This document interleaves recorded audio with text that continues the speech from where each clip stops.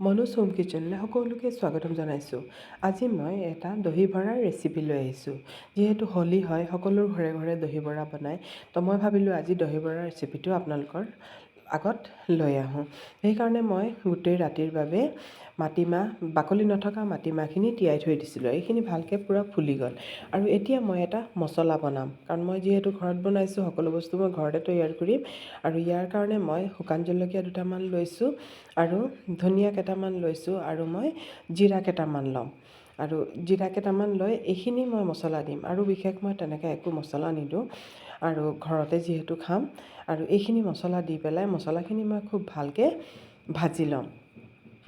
আপোনালোকে হোলীত এইদৰে দহি বৰা বনায়নে? আৰু যদি বনোৱা নাই তেতিয়াহ'লে মোৰ ৰেচিপিটো এবাৰ ট্ৰাই কৰিব পাৰে। আৰু এতিয়া মই এইখিনি ভালকৈ ভাজি ল'ম, আৰু একেবাৰে ল' ফ্লেমত ভাজিব। আৰু যদি মোৰ ভিডিঅ'বোৰ ভাল লাগে, প্লিজ লাইক কৰিব আৰু বেল আইকনটো প্ৰেছ কৰি দিব, ন'টিফিকেশ্যন পাই যাব। আৰু এইখিনি মছলাখিনি মই এতিয়া অলপ ঠাণ্ডা হ'বলৈ দিম। তাৰপিছত মই ঠাণ্ডা হোৱাৰ পিছত এইখিনি মই গ্ৰাইণ্ড কৰি ল'লোঁ। আৰু এতিয়া মই ইয়াত পদিনা পাতখিনি লৈছোঁ, মোৰ বাৰীৰে হয়, কিচেন গাৰ্ডেনৰ। এইখিনি লৈছোঁ, লৈ পেলাই এইখিনি মই পাতখিনি কৰি ল'ম, ছিঙি লৈছোঁ। পাতখিনি ছিঙি পেলাই এইখিনি এটা চাটনি বনাম। আৰু এইখিনি গ্ৰাইণ্ডাৰ বাতিত মই থৈছোঁ, আৰু থৈ পেলাই ইয়াত মই নহৰু অলপ বেছিকৈ দিছোঁ, কাৰণ নহৰু অলপ বেছিকৈ দিলে তাৰ ফ্লেভাৰটো খুব ভাল হয়। আদা দুডোখৰ দিছোঁ সৰু সৰু, আৰু কেঁচা জলকীয়া কেইটামান দিছোঁ। দি পেলাই অলপ মই নিমখ দিম। দি পেলাই এইখিনি মই ভালকৈ পিচি ল'ম। আৰু যিহেতু দহি বৰাত চাটনিটো লাগিবই, আৰু মই ইয়াত অলপ ফ্ৰিজৰ ঠাণ্ডা পানী দিছোঁ। ফ্ৰিজৰ ঠাণ্ডা পানী দিলে তেতিয়া কি হয়, চাটনিৰ কালাৰটো খুব ভাল থাকে। আৰু এইটো মই অলপ লিকুইড টাইপৰ বনাইছোঁ, কাৰণ যিহেতু দহি বৰাত ইমান ডাঠ চাটনিৰ প্ৰয়োজন নাই, অলপ লিকুইড চাটনি হ'লে ভাল লাগে। আৰু এতিয়া মই মাটিমাহখিনি তিয়াই থৈছিলোঁ, এইখিনি মই ভালকৈ পিচি ল'ম। আৰু এইখিনি পিছোঁতে বেছি পানী নিদিব। যদি দৰকাৰ হয় এচামুচ দুচামুচ এই ধৰণেকৈ পানী দিব, কাৰণ বেছি পানী দিলে আমাৰ তেতিয়া এই ধৰণে মই দেখিছে নহয়, মই অলপ ঠাণ্ডা পানী দিছোঁ। কাৰণ ঠাণ্ডা পানী এইকাৰণে দিব লাগে, নহ'লে এইটো গৰম হৈ যায়। আমি বাৰ বাৰ কি কৰোঁ, এইটো পালছ ৰেটত চলাব লাগে, পালছ মোডত চলাব লাগে। তো সেইকাৰণে এইটো কি কৰিম, আমি অলপ চলাম, আকৌ বন্ধ কৰিম, তেতিয়া হেৰিটো গৰম হৈ যায়। সেইকাৰণে আমি ইয়াত অলপ ফ্ৰিজৰ ঠাণ্ডা পানী দি দিম। আৰু দি পেলাই এইখিনি একেবাৰে মিহিকৈ পিচি ল'লোঁ। পিচি পেলাই এইখিনি এটা বাতিত মই ট্ৰান্সফাৰ কৰি ল'ম।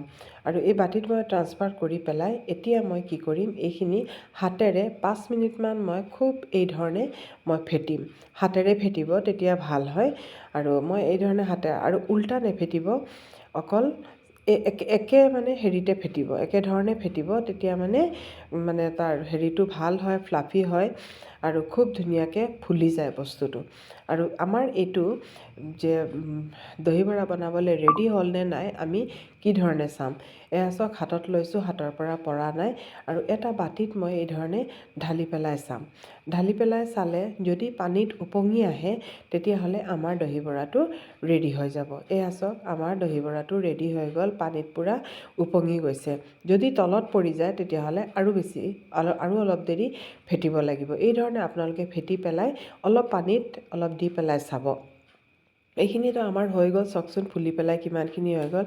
ইয়াত মই গোটা জিৰা দিছোঁ, অলপ নিমখ দিছোঁ, আৰু আদা অলপ এই ধৰণে ৰুকনিৰে ৰুকি পেলাই দি দিছোঁ। আদা অলপ দি দিছোঁ, তেতিয়া তাৰ ফ্লেভাৰটো খুব ভাল হয়। আৰু এই ধৰণে এতিয়া মই এই গোটেইখিনি আকৌ এবাৰ ভালকৈ মই মিক্স কৰি ল'ম। এয়া চাওক, আমাৰ বেটাৰটো কিমান ধুনীয়াকৈ ফুলি গৈছে। আৰু এইখিনি ভালকৈ মিক্স কৰি ল'ব, তেতিয়া গোটেইখিনি যিখিনি দিছিলোঁ বস্তু, গোটেইখিনি চবৰ লগত ভালকৈ মিক্স হৈ যাব। এতিয়া মই ভালকৈ পূৰা মিক্স কৰি ল'লোঁ। আৰু কৰি পেলাই এতিয়া কেৰাহীখন পাতি পেলাই অলপ মই বেটাৰটো অলপ দি পেলাই চাইছোঁ হৈছেনে নাই, অলপ দি পেলাই চাইছোঁ। চাওকচোন, দিয়াৰ লগে লগে কিমান ধুনীয়াকৈ ফুলি গৈছে। এয়া চাওক, কিমান ধুনীয়াকৈ ফুলি গৈছে। এতিয়া কি কৰিব, আমি বেটাৰ দিয়াৰ আগত বাতি এটাত পানী লৈ ল'ব, আৰু পানীত হাতখন ডুবাই ডুবাই বেটাৰখিনি অলপ অলপকৈ পকৰীৰ নিচিনা গোল গোলকৈ দিব। আৰু পানীত তিয়াই তিয়াই হাতখন দিলে তেতিয়া কি হয়, পানীত বেটাৰটো পূৰা হাতত লাগি নধৰে, চাফা হৈ থাকে, তেতিয়া দিবলৈও খুব ভাল হয়।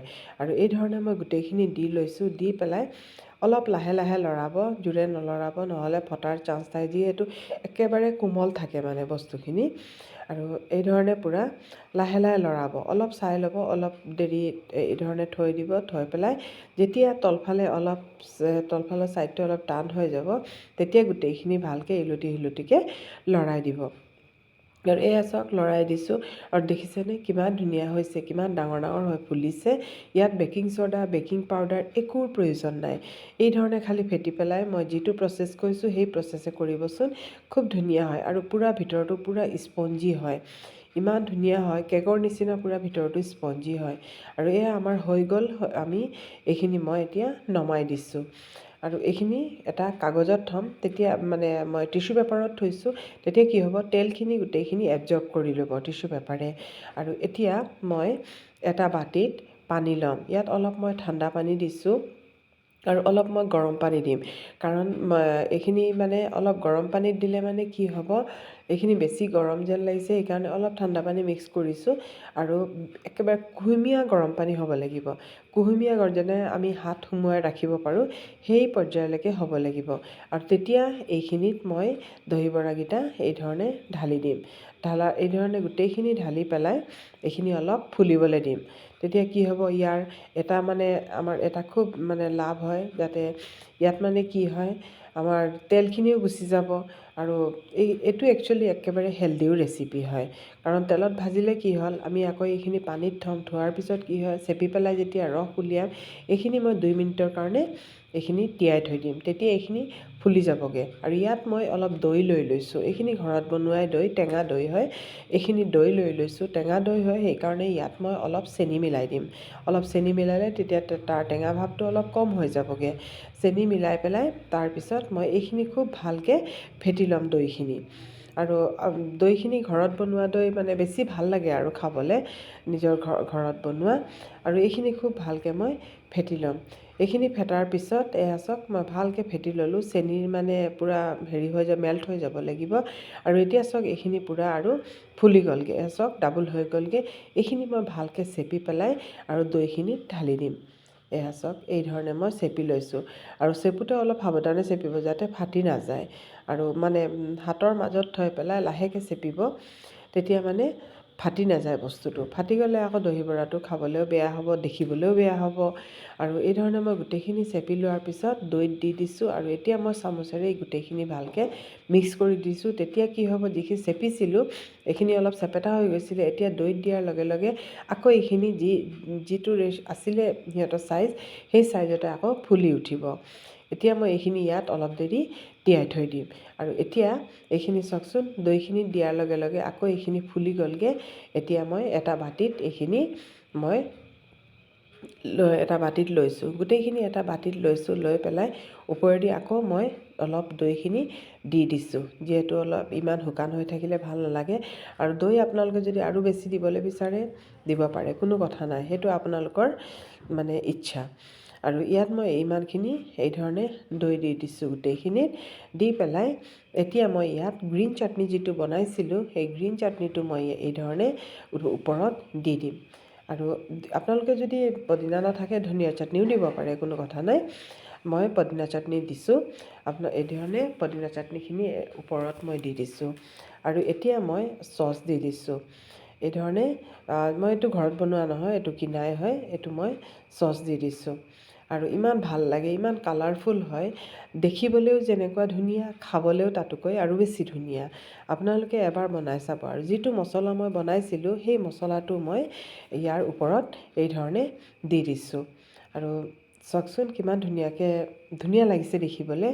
আৰু এতিয়া মই ইয়াত অলপ ৰেড চিলি পাউডাৰ অলপ দি দিছোঁ। এইটো অপশ্যনেল হয়, দিব পাৰে, নিদিলেও কোনো কথা নাই, কাৰণ দেখিবলৈ মানে খুব ধুনীয়া হয় আৰু ছাৰ্ভ কৰোঁতে দিবলৈ ভাল হয়। আৰু ইয়াত মই অলপ ভুজিয়া দি দিছোঁ, এইখিনি মোৰ ঘৰত বনোৱাই ভুজিয়া হয়, এইখিনি মই ভুজিয়াখিনিও তাৰ ওপৰত দি দিছোঁ।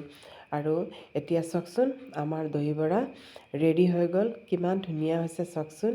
আৰু খাবলৈও যে তাতোকৈ আৰু বেছি টেষ্টি হৈছে। আপোনালোকে এবাৰ ট্ৰাই কৰি চাব।